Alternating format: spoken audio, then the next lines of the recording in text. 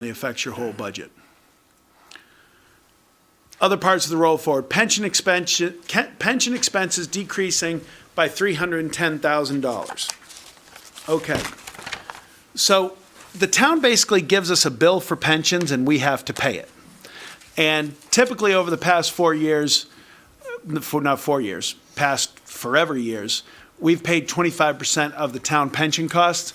These are our non-teacher administrative positions because the people in this room, teachers, administrators, they're part of the state teachers retirement plan. This is all the other employees that work for West Hartford Public Schools combined with West Hartford's employees. We had in the past contributed 25% of the total fund. Overall, our share of the pension contribution is dropping to 21.33% of the total fund. We had an outside actuarial that looked at it and came up with this number. So we can think to ourselves, that's great. Look, we just saved $310,000. We all know we didn't really, because the town's paying for it now, and it's all out of the same budget. But this is the educational budget. This reflects what our education spending is in that budget. Our transportation expenses have increased by $480,000. This is all because of the bus contract. Our bus contract was up. We went out to bid. We got 3 bids. We chose the lowest bid. But there's only so much you can do. Typically, people will say if bus costs are high, well, why don't we go out to bid? Well, this fuel prices increase and overall bid increase. Realistically, you could buy your own bus fleet.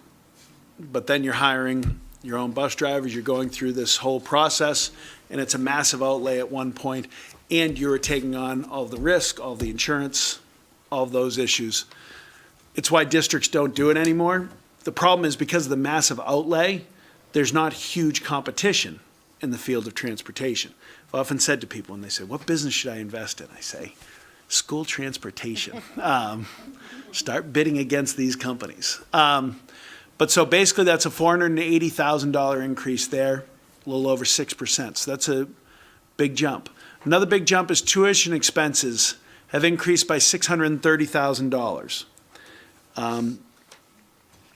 This per student tuition expenses keep increasing. The state isn't reimbursing, is actually reimbursing at the exact same rate, even though the costs are going up. And we have more out-of-district placements. So it's something that is a driver. All other expenses combined in the budget are 4.4%, $670,000. This is mostly inflation.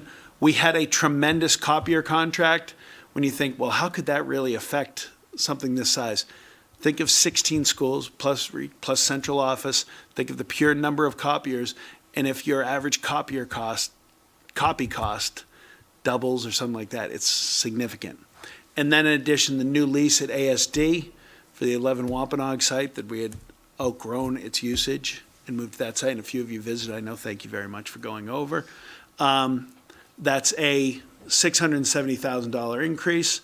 So we're at $3.69 million, 2.31% for the roll forward, doing just what we did this year. Instead of 0, it's 2.31%. Changes, enrollment needs. So one of the unique things about budgeting is we've had this ability to decrease our FTEs the past few years in the elementary school as those larger classes have moved on. That ended this year. We're flat now. We don't have a huge 5th grade going out replaced by a small kindergarten. We have a 5th grade going out that's the exact same size as the kindergarten. Meanwhile, we have a very large senior class at Conard Hall, a small senior class at Conard Hall going out, being replaced by a large incoming 9th grade class. So with those 80 or so extra students, and again, this is right now, remember 9th grade is also the time where we tend to get an increase in people coming back from 8th grade private schools. We don't ever really know. This year we had more kids in, specifically at Hall, than we had expected.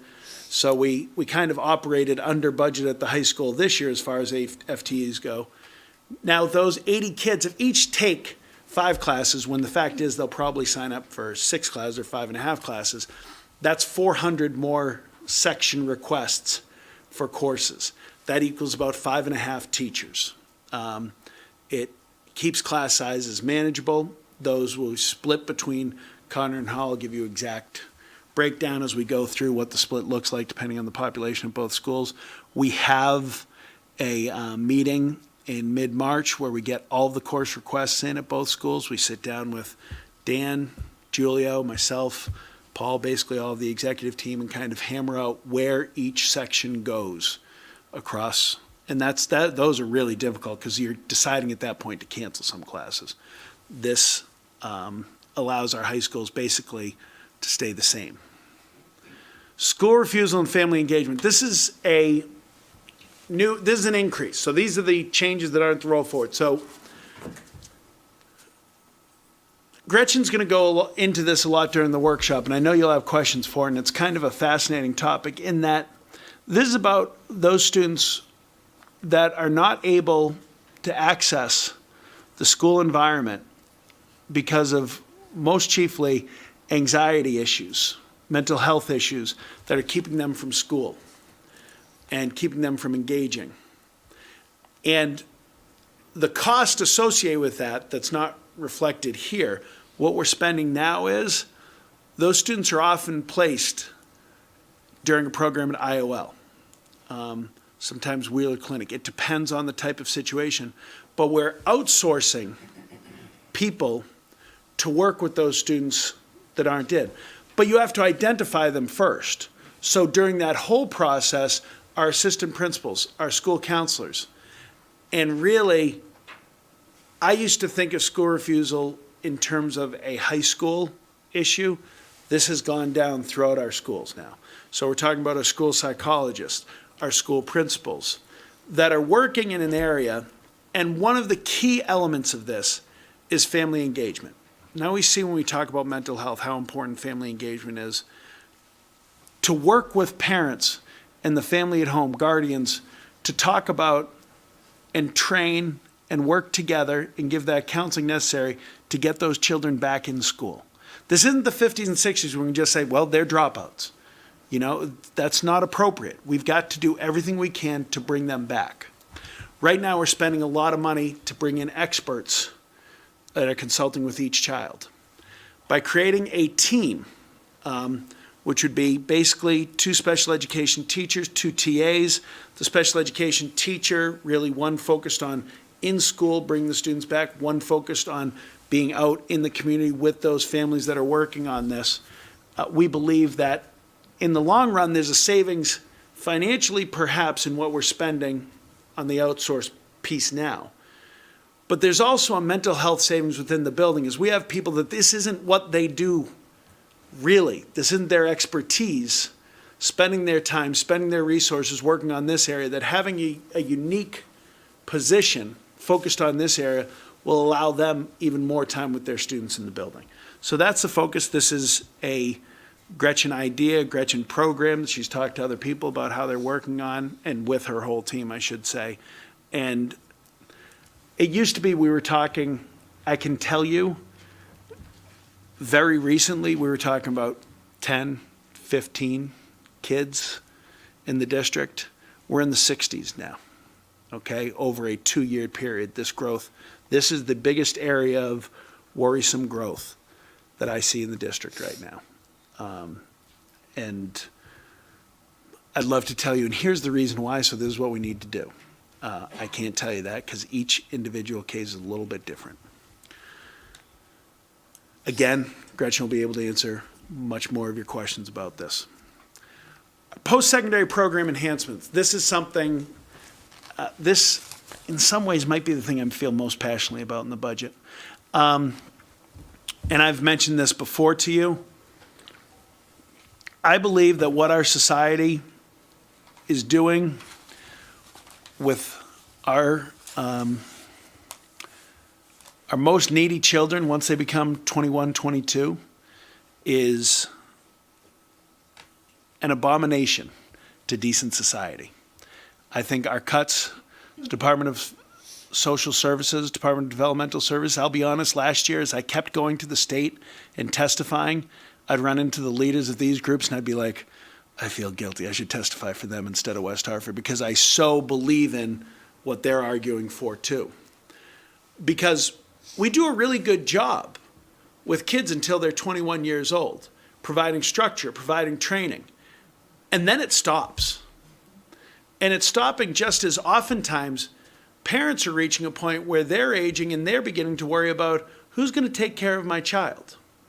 And so one of the big reasons for the move to ASD was all the things that in that building at the Cogswell building, it offers in that we can have a room dedicated to becoming apartment-style room for apartment living. So that's part of this program so that kids can, train there. What would it be like to live independently? But in addition to that, there's a commercial-grade kitchen there. And we've already made conversations and deepened discussion with Our Farm. And how can we partner with the development of a greenhouse where our kids can work and look at farm-to-table programs.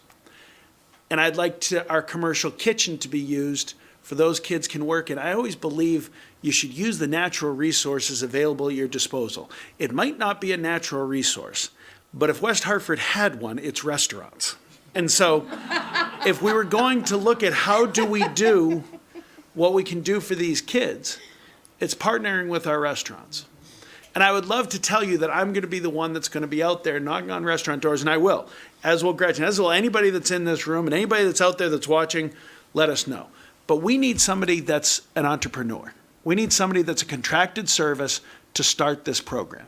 That doesn't mean this is a forever position. We need someone to start the program, to liaison with restaurants, to liaison with our special education staff, to make these connections so that not only are we training these kids so that they're working in this program while they're with us, but then we're placing them in positions once they're 21, 22, and so that we're better serving and we're better planning for their families. West Hartford can do this. I'd like to do it so that we become the model for other communities and prove to them this is how you can do it. And maybe eventually we're bringing kids in from other communities and this becomes something that we're actually using our facilities to help and getting payment from other places. I don't know yet. It all depends on space. But this is, of the things, I'm proud of this budget. That's the thing. I'm glad we're doing things like that. So don't cut that. All other things. This really comes down to our pay for substitutes and TAs. I've told you, we have to meet market conditions. This increases TA and sub pay to $90 per day and increases special education TA pay to $95 a day because we need to assure that those positions are filled. I wish we didn't have to include this because it's one of those areas when you spend $100,000, and I just described a program, and I believe people are going to see that, and I can make videos and show people, this is $265,000 nobody's going to see. But we just can't do without it. In addition, there's also a .4 interpreter and assistive tech stipends at the high school to help us. As you know, we've had a large increase in deaf and hearing impaired students over the past 2 years, a dramatic increase in that area. So this will help us to meet those needs for those kids. So increases besides the roll forward is a total of $1 million. Or 0.63%. So the total budget summary, we were at $159.86 million, kept it under $160 million last year. Look at that. Roll forward would be $3.68 million. Add in that other $1 million I just described. It's a $4.68 million budget increase or 2.94%.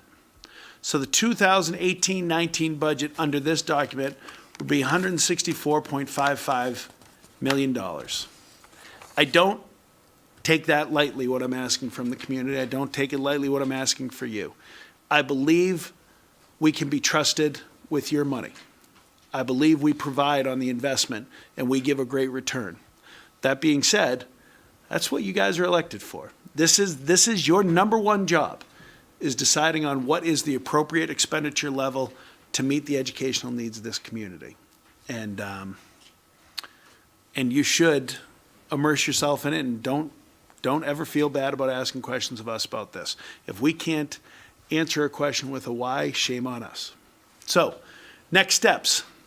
Budget workshop number 1, March 14th, Town Hall, 7 p.m. That's where we'll go through. There's a separate page behind the orange page that goes through what the increases were to this year's budget. So it kind of looks at, this is what was adopted, this is what we actually needed. In most areas, we spent less. In a couple areas, we said, no, we needed something, so we actually spent more this year. We look at that. And then the third column will be, this is what we're looking at for next year, and this is why. Andy Morrow, Paul Vicinis will be there to present. I've told Paul he can't spend an hour on each topic, but, we'll get to that. That's March 14th. Board public hearing, March 28th at Town Hall at 7 p.m. Now, this is the one we don't know. That can be a night that goes for a long time, or it can be a night. 2 years ago, I think we had one speaker. Immediately after that public hearing portion at 7, we go into budget workshop number 2. That budget workshop is more focused on pupil services expenditures, where Gretchen's here explaining more of her spending. Then we go to the board budget adoption, April 3rd, Town Hall, 7 p.m. So about a month from now, as I said, I promise it'll be warm and sunny. And then the town council adoption, April 24th, Town Hall at 7 p.m. Last year, this was a time of great consternation. I'm hoping it's not that way. Last year, this town spoke out. We can't ask them every year. We can't threaten people every year, because eventually, either they don't believe crises are really crisis, if you're in a moment of crisis, and the other thing is sometimes they're going to lose confidence that you're going to keep providing things. So if we put up pre-K every year, which I don't want to put up pre-K any year, but if you told me we had to cut $12 million, pre-K is going to be on the list because it's a big ticket item. But eventually parents are going to say, pre-K, full day kindergarten, you're really talking about that? And eventually if they believe it, West Hartford won't be their same destination. Our home values are good. I think our budget's always reflected in our real estate numbers. Now, I know people can read our real estate numbers differently, but in terms of in the area, people are still choosing West Hartford, and they're choosing it for the schools. So that's what the schedule looks like. That's what the budget looks like. And I'm happy over the next few weeks to answer any questions. By the way, this is also the superintendent's report, so you don't have to ask me for that either. But thank you. Thank you. First of all, I just want to say, I know I speak for the entire board, but half-day kindergarten is off the table. It will never, ever happen that we will go back to half-day kindergarten. End. Okay, just saying that. I actually do have a quick question, if that's okay, which is, this is the budget part. Can you say something about the income part, like open choice programs, stuff like that? We'll talk about that during the workshop portion. Oh, okay. I mean, those basically, we won't see an increase because we're at the number that we were at last year in terms of 2%. So we'll keep getting the same percentage back from the state that we'll get then. But Chip will go through that during the workshop with any questions. Okay, thanks. Other questions?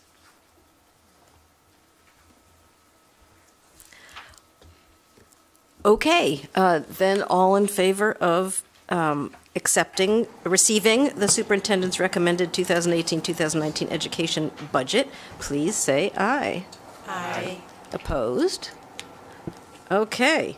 I was really hoping you'd accidentally approve it there and we could just be done. Nope.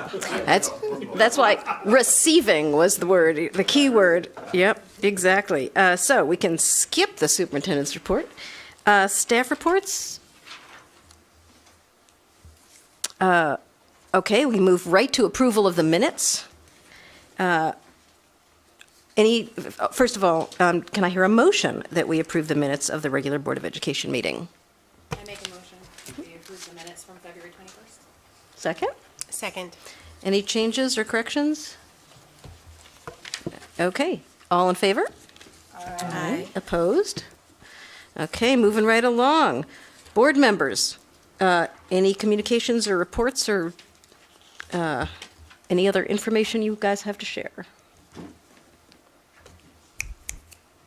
Okay.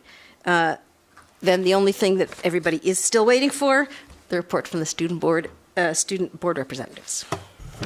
Hello. Hall Principal Mr. Zatoon just announced a 6-week leave of absence, and the Hall community would like to welcome Miss Ann McKernan, who will be offering support to the Hall office team throughout this next month and a half. And I personally have seen Miss McKernan in school. Like, she stopped into my math class to meet the teacher, so it's nice to see her like jumping in and getting involved already. About 2 weeks ago, the hockey captain Drew Booth was severely injured playing against Conard.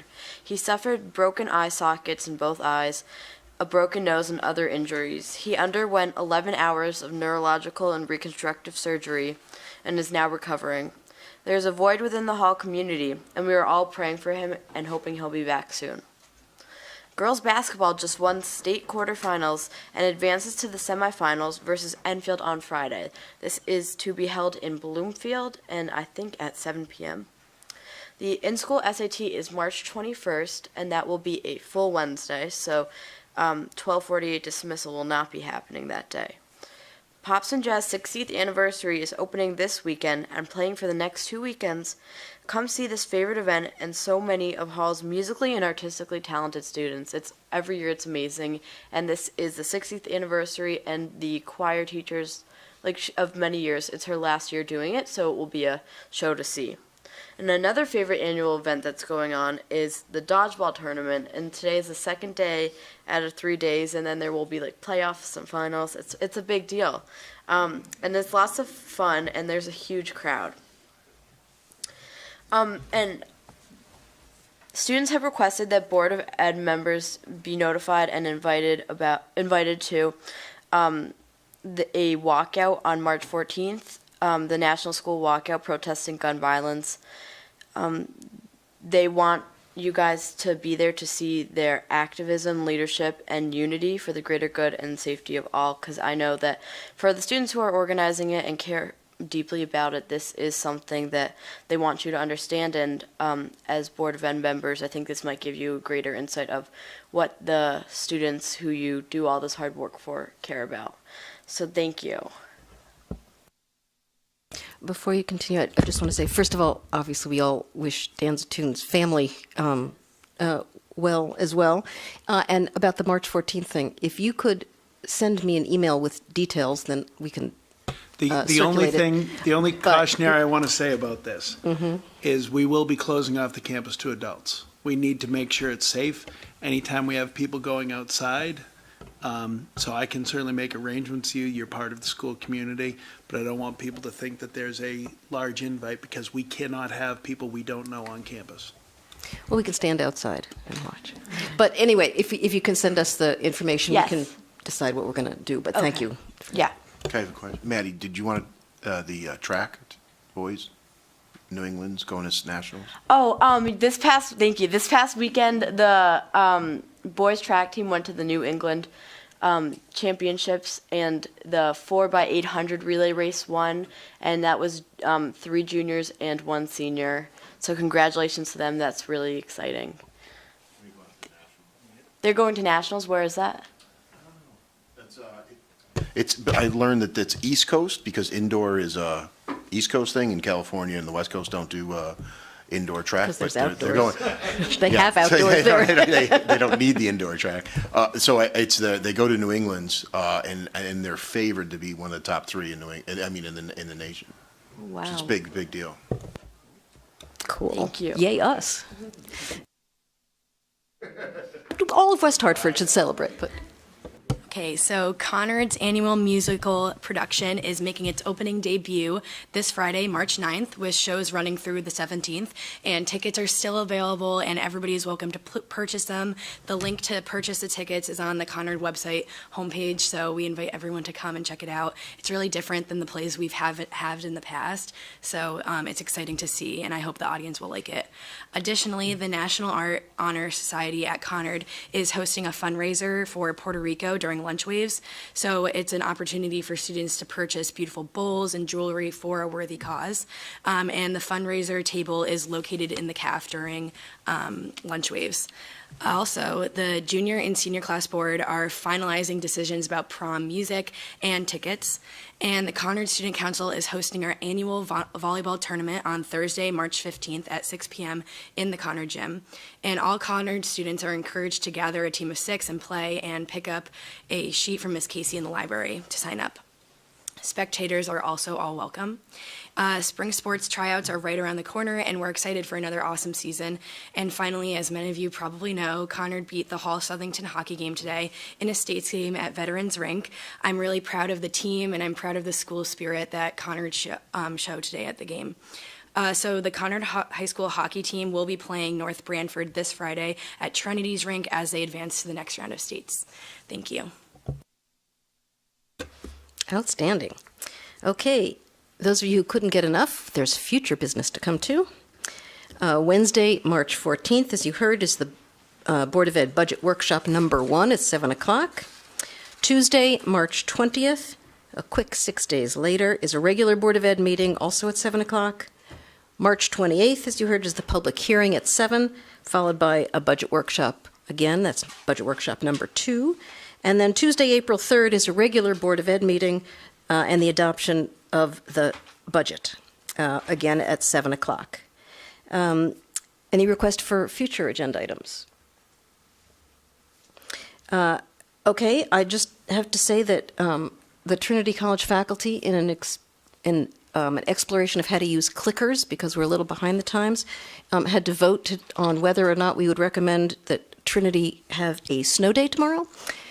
Which is non-binding because Trinity doesn't have snow days, but nevertheless, I just want to say that 96% of us voted for a snow day. Just saying. I'd like to talk to those 4% of smart, well-rounded people who are New England tough, clearly. Exactly. Well, we'll be there anyway because that's our job. I but- will just tell you this, I've been in communication with area superintendents pretty much around the area. People are waiting till the morning, till the next weather report comes in, 'cause there is one dry spot that we're waiting to see what the reports come in. I would say if we have school, I would anticipate it would be an earlier emergency dismissal, but that would be 11, 12, and 1, so we really have to see what's 1 o'clock going to look like. So more information as the night goes on. Exactly. So stay warm and safe, and can I have a motion to adjourn? So moved. Second? Second. Okay, I'm going to vote, we're all going to vote by my banging the gavel. All right. Oh, I didn't think so, because nobody had signed up. Do you think I'm... Oh, my gosh, you're right, though. Oops. Nobody signed up. Should we just ask? They were all my employees. If they want to say something, it was all. We forgot to.